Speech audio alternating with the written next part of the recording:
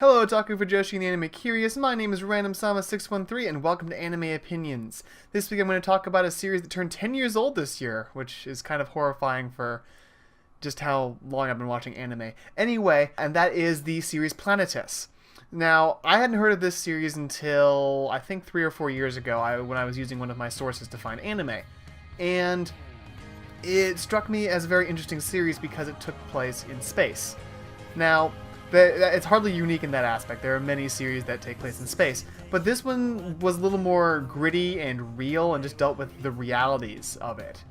And basically, Planetus is a hard science fiction anime that follows debris collectors in space, and they operate from an orbiting space station, and they collect debris. That's what they do. That's the anime for the first about 10 or 12 episodes or so. That's basically all they do, is they collect debris. And then it, of course, changes a lot in the back half. There's a lot of character development that occurs in the interim. There's I think it's between episodes 15 and 22 or 23 I absolutely hate, but I'll get into that a little bit later. Starting off, it actually looks really good for it being 10 years old. The animation quality is fantastic. It looks really nice.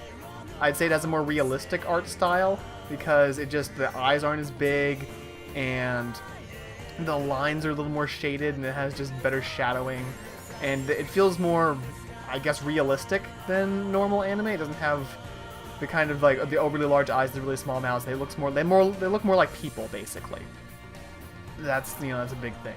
The soundtrack is really good. I really like both the opening and the ending, and the mood music. All of it's really, really good. Speaking of the opening is an older style opening where it changes as the series progresses. It doesn't change, the opening animation itself changes depending upon what's happening with the characters, which is something that I really, really enjoy and I think is really, really interesting. And they're really subtle changes. It's nothing really drastic, but if you watch the opening every time like I do, they're different looking, and it changes it, and it makes it interesting. Speaking of interesting, actually, the characters are fantastic. It primarily follows the new recruit to Debris section, which is the section that does all the gathering, and that is Aitanabe. And she's a fresh new recruit in the first episode, and she meets all the other characters. She meets the pilot, whose name is D. She meets the other two debris haulers, who are Hachiroda Hoshino, who henceforth referred to as Hachimaki because that's his nickname, and Yuri, who is another debris collector. And then, of course, there's Ravi and the boss, who I don't actually know his name. And they all have really interesting backstories. Oh, and then, of course, there's the temp worker. And she has a backstory, too. Every character has a backstory. Of course, there's other people within the space station that are interacted with. There's people that are dealt with that are from other organizations. And it's a really rich, really well built out universe. And all the characters are interesting. You don't have basically superfluous characters. You actually care about pretty much all of them. It's really rather interesting. I'd have to say that it's a dialogue-driven series. It's not very action-y. You're not going to get just insane amounts of space battles or things like that, because they're just collecting debris, basically. And it's the interactions between the characters that makes the series so special. The main interactions between I and Hachimaki, and the story kind of focuses around them, and they have a really great dynamic between the two of them. I can't really explain it better than that. You really do have to watch the series to kind of understand. They fit together really, really well as just the two protagonists, and they're really foils for each other, and they kind of build on each other, and it's really, really interesting. The series itself is highly commentative of our current world situation. I won't really go into that, but basically it highlights the differences between the rich and poor nations, and the realities of working in space. Just because there's several characters who end up dying because they've worked in space for so long, so they end up with cancer from all the cosmic radiation. It's just a really big part of the series. That's basically what I'm saying. It's a big overshadowing section of it. As I said, the first about 12 episodes is just them hauling debris and just some lighthearted stuff to get some really great, gorgeous animation. The only downside of the animation I will say is that the CG looks a little bit dated, but it still looks pretty good, which is great. There's not very much CG. It's primarily just the space stations. that they do in CG, and it still looks pretty good for it being a 10-year-old series, I have to say. So, other than that, just the animation is gorgeous. It's absolutely gorgeous. I'd say that the beginning's really good, the first 12 episodes or so. Right around episode 14 or 15, it takes a turn, and it stops focusing as much on Tanabe and focuses more on Hachimaki.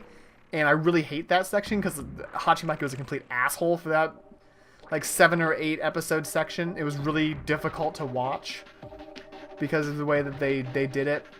And then in the back, like, 3 or 4 episodes, it picks back up and it goes back in a direction that I enjoyed more.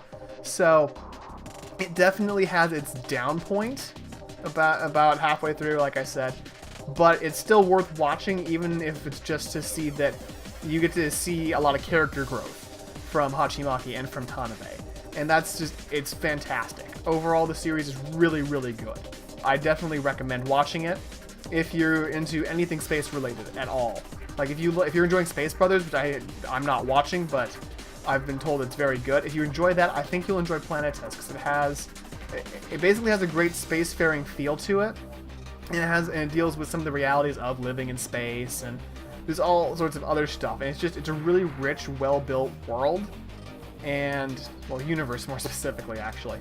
And just, it's so well done, and I really highly recommend it. It's not very well known, which is unfortunate. It's very unfortunate. This is a series that is going to get lost if people don't talk about it. So I'm going to talk about it. I'm going to tell people, watch this series. It's really good. And I think if people are into science fiction and they aren't really into anime, this might be a really good gateway drug for them, because it deals a lot more with the science fiction aspect than with the anime aspect. And just dealing with the science fiction aspect more than the anime aspect can really help bring people into the genre, or the medium rather. And just the more realistic art style can also help a lot. I know that one of the things that turns a lot of people off from anime is just the over-exaggerated eyes and stuff like that. So, like I said, I highly recommend this series. It's really, really good. It's 26 episodes, so it's a little bit of a haul. It does feel like 26 episodes. It feels really long, which isn't necessarily a bad thing. I think that it's a good thing that it actually has some weight to it. But at the same time, it took me like a month to watch this series. It took me a long time just watching an episode every now and then, because that 8 episodes section in the center was so difficult to watch. But what did you guys think? Have you seen Planet Test? I'm assuming most of you haven't, because it's relatively older.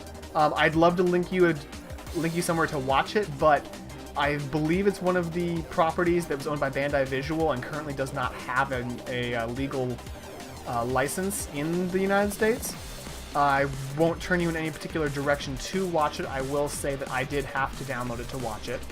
So if you can find a legal stream, go ahead and comment that down here. I would love to know that, because I want to support legal streams for stuff like this.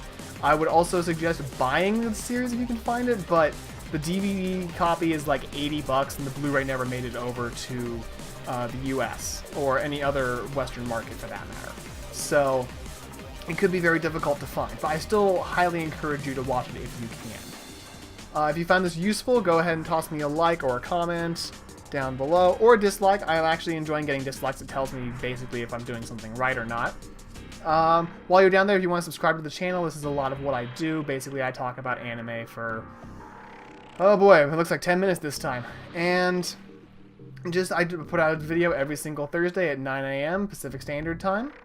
So I really appreciate all the comments that I get, and I appreciate the back and forth, and I'm looking forward to doing more of these. So until next time, I've been RandomSama613, this has been Anime Opinions, and until then, watch more anime.